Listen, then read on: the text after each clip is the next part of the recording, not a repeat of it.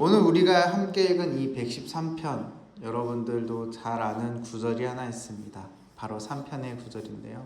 우리 어릴 때 많이 불러봤던 찬양의 한 가사 중 하나입니다.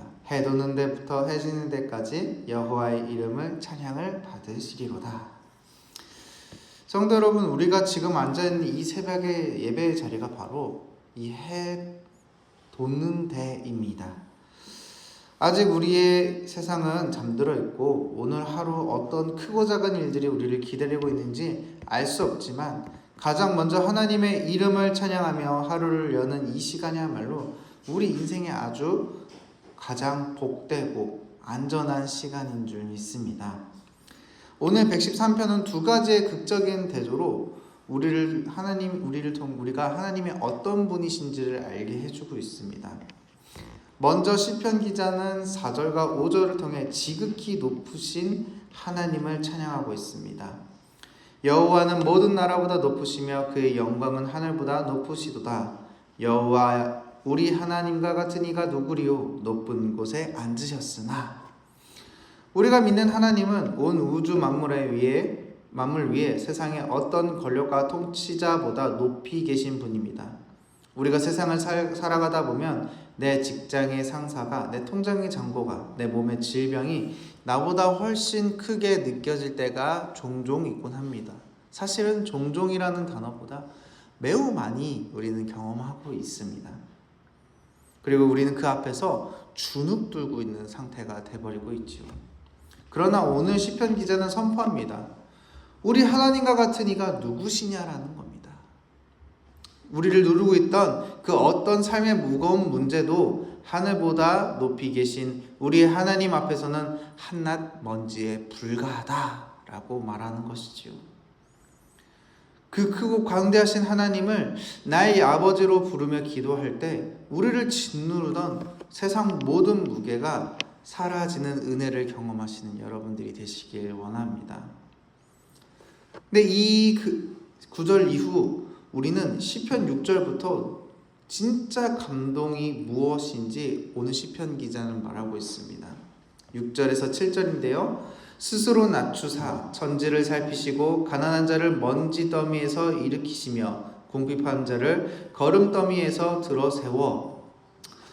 우주 만물을 통치하시는 그 높으신 분이 가만히 보좌에 앉아서 명령하시는 것이 아닙니다.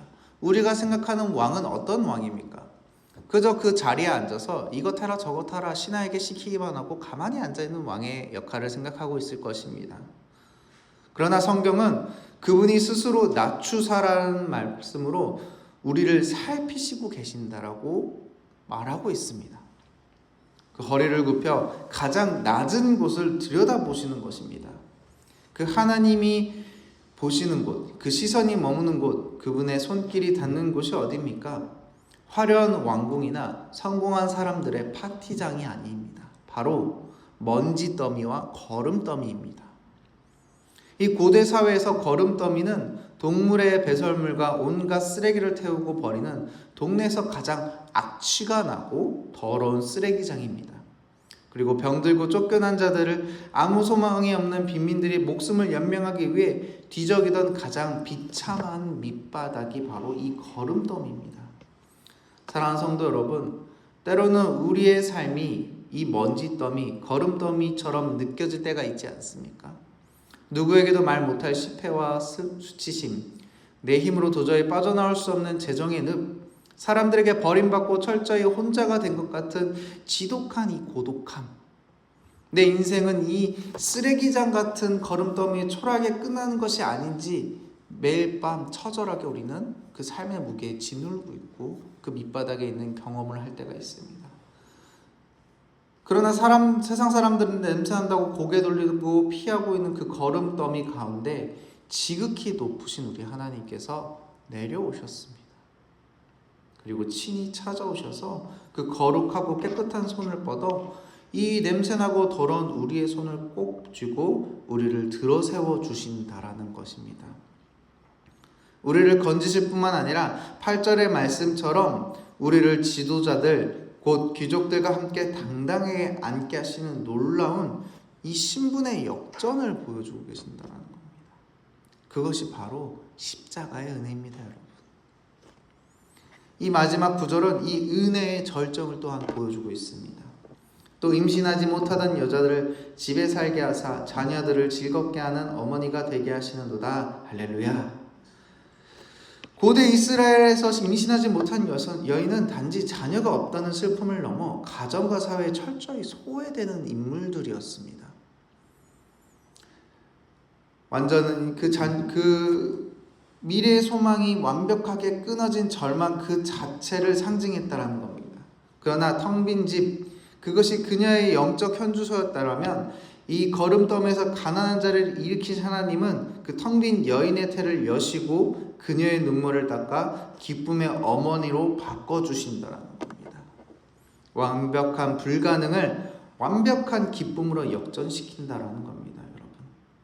여러분, 내 마음이, 내 삶의 창고가 빈지처럼 텅 비어 있고 허무하십니까?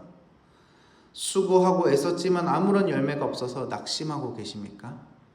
생명의 주관자이신 하나님께서 오늘 이 새벽 우리의 이 텅 빈 심령에 찾아오셔서 세상이 줄 수 없는 하늘의 기쁨과 생명으로 가득 채워줄 줄 믿습니다. 말씀을 좀 맺도록 하겠습니다. 시편 113편이 우리에게 묻고 있습니다. 여호와 우리 하나님과 같은 이가 도대체 어디 있느냐? 아무도 없습니다.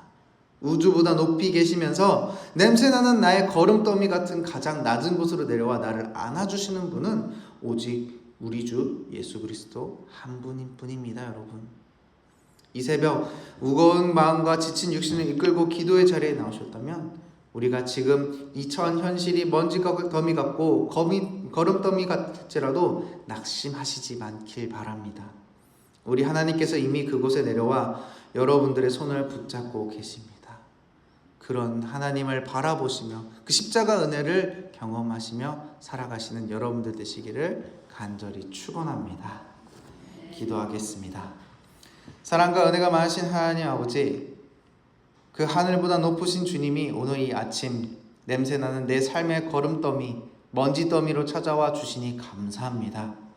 나를 짓누르고 있던 이 삶의 무게와 절망의 먼지를 털어내시고 나를 들어 세우시는 하나님의 손을 굳게 붙잡고 일어나게 하옵소서. 또한 텅 빈 나의 삶, 기쁨의 열매로 가득 채워주실 줄 믿습니다. 나를 지금도 붙잡고 나를 지금 또한 일으켜 세워주시는 그 하나님의 은혜를 구하오니 주님 함께하여 주시옵소서. 언제나 주님만을 바라보며 의지합니다. 살아계신 예수님의 이름으로 기도드리옵나이다.